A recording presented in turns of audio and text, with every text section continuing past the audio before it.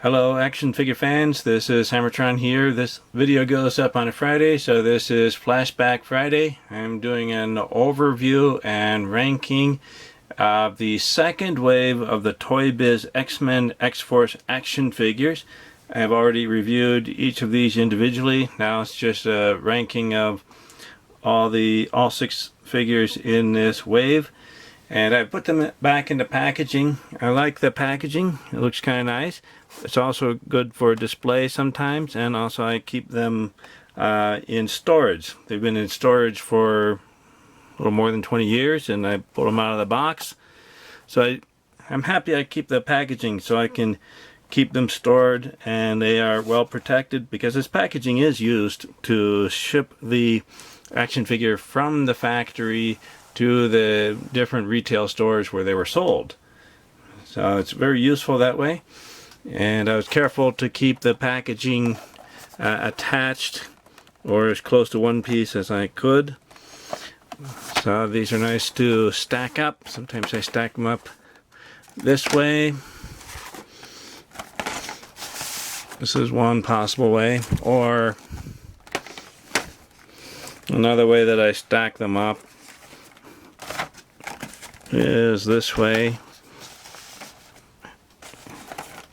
This is normally how I keep them in the box to conserve as much space as possible. The packaging is not in mint condition, but that's okay. I'm not a mint in box collector.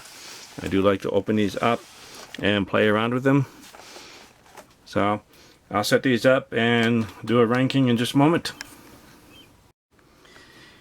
Here we are. We have the 6 action figures from the Toy Biz X-Men X-Force second wave of action figures. Maybe second or third wave of action figures. These came out in 1993. And at the time they were pretty good because that was all that was available. Now they're all almost exactly 5 inches tall, which is really too bad because some of these characters should be much larger. Like Grizzly was a hulking powerhouse, so he should actually be much taller than all of them. And Cable, there's 2 versions of Cable in this wave, and he's over 6.5 feet tall, so he was much taller than Kane or Cannonball. And I'm not sure how tall Cruel was supposed to be, but he's probably shorter than Cable. At the time these were released, Cable was a very popular character, so that's why we have 2 versions in the same wave. And actually in the Toy Biz series, this is actually the 2nd edition and the 3rd edition of Cable. And this is actually the 2nd version of Kane. So Kane was a pretty popular character at the time. Although I don't think we have nearly that many versions of Cable, or I don't think we even have one version of Kane in the Marvel Legends series. Also, there's no Cruel or Grizzly in the Marvel Legends series. There is maybe 2 versions of Cannonball. Just one version of Cable so far. So There was a problem with the size, but other than that, they were pretty nice action figures at the time. So I'm going to rank these from least favorite to favorite. Grizzly is my least favorite because he's just not big enough, and also when I took him out of the package recently, he felt a little bit oily or greasy or something a little weird. The other action figures didn't have that problem. The next one is Cruel.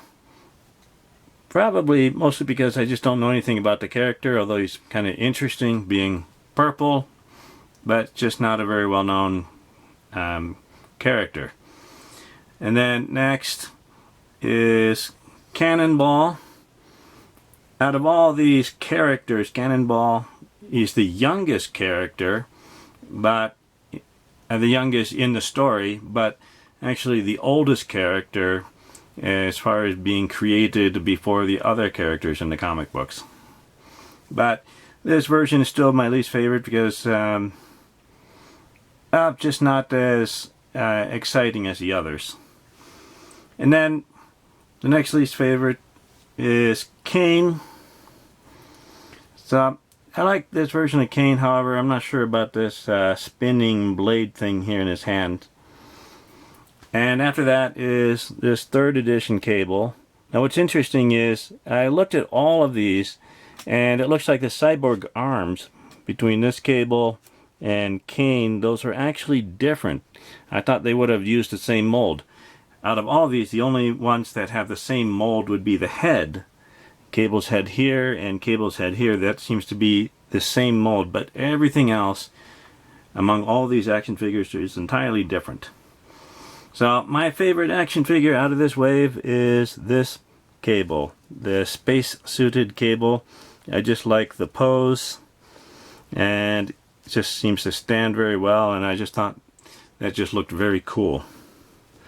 So these action figures, they look nice, but they are very limited as to what we can do. Basically, we can only have them standing with their arms outstretched. If we want them to be in a battle pose, this is pretty much the extent of a battle pose. Just lifting your arm with the weapon. So nowadays action figures are much more posable and probably a lot more fun to put in displays or dioramas. So that is my overview and ranking. Please like the video, leave a comment, let me know which ones are your favorite out of this wave, and subscribe to my channel to keep up to date with my future reviews and overviews and rankings. I'll see you next time, action figure fans.